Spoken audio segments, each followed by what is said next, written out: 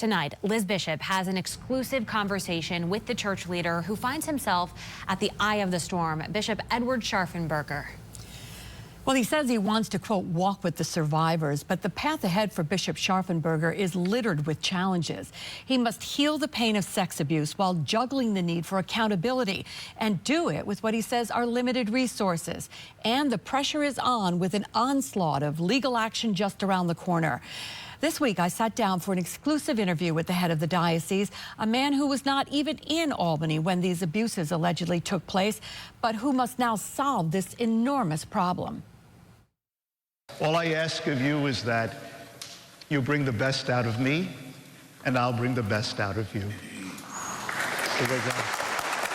8 years ago, Edward Scharfenberger, Bishop of Albany, took over the role of spiritual leader to more than 300,000 local Catholics from Howard Hubbard, a man who has gone on the record admitting that he covered up clergy sex abuse in order to avoid scandal and maintain respect for the priesthood. Can you understand that mindset? No, I can't.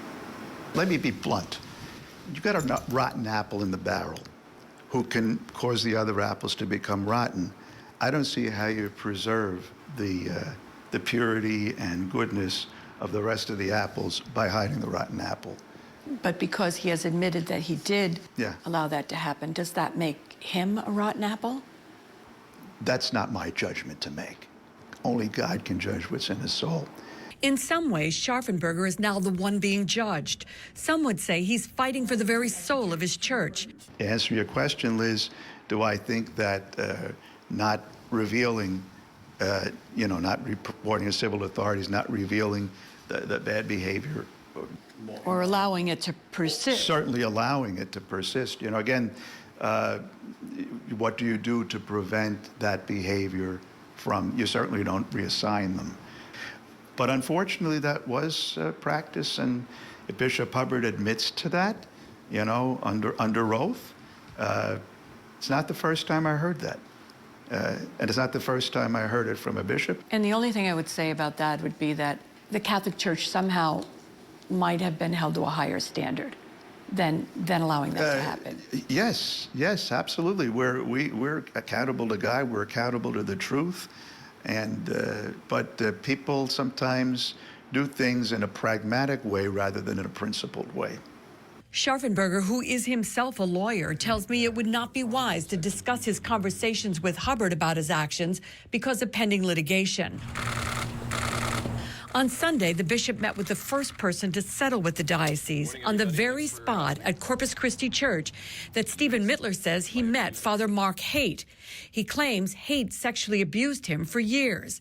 Mittler has said repeatedly that the church's cover-up of Haight's long string of abuses set him up to become a victim. I should have never met Mark Haight. Mark Haight should have been arrested and in prison right now. The bishop says the Mittler settlement was pared down from an original ask of $2 million to $750,000. He called it a mutual agreement calculated on a, quote, distasteful system based on the degree of abuse. This is the way the system works. It's settled in money. But Mittler says it was the threat of bankruptcy, which would have tied his case up without resolution for years, that motivated him to settle. Anyone who's ever been to the Vatican may feel a disconnect at equating the Catholic Church with all its riches and priceless art with bankruptcy. It's not as easy to get money into a pot as might at first seem. We're not like a multinational corporation. We have no pipeline to the Vatican. Scharfenberger said not only is there no path to the Vatican vault, the pockets of the Albany Diocese are not deep. God forbid we went into bankruptcy, that would become very clear. And it might be a shock to many people. The church in the Diocese of Albany is not rich. So who's going to pay? A parish would not have to pay for something the diocese is being sued for. There's no obligation. Would they be asked to? It might be. It's possible to ask. It depends upon who would do the asking. Would you?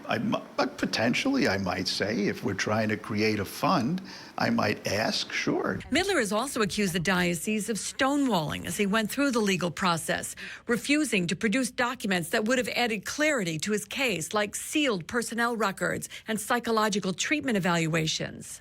I've heard a lot of talk about secret files. There are no secret files. Our files are confidential in the way that files, that ordinary personnel files would be confidential in a business. But there is this sense that you're not being transparent by them not being revealed. Well, it's not as simple as it's that let's get all of the records out there.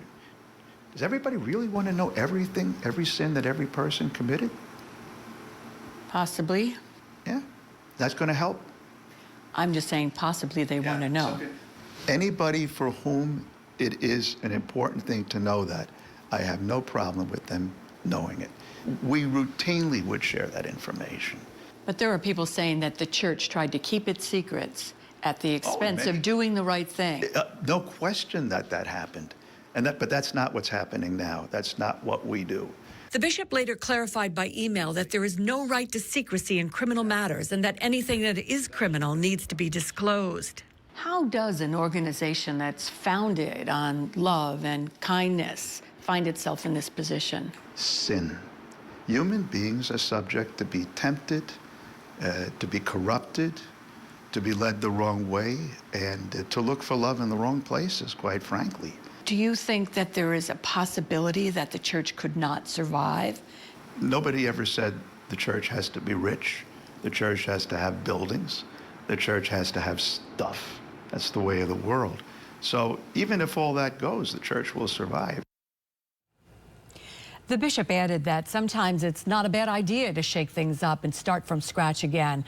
As for reaching some kind of accommodation with the survivors, Bishop Scharfenberger told me that there is, quote, a sincere effort on both sides to do mediation, but he does not think the plan currently being worked on will be in place before the September trial date. He says a few settlements could exhaust the limited amount of assets and force the diocese to file for bankruptcy. I asked him if he was surprised at the depth of the problem in the diocese, and he said no, the problem of sex abuse is much broader in our society than anyone knows or wants to admit.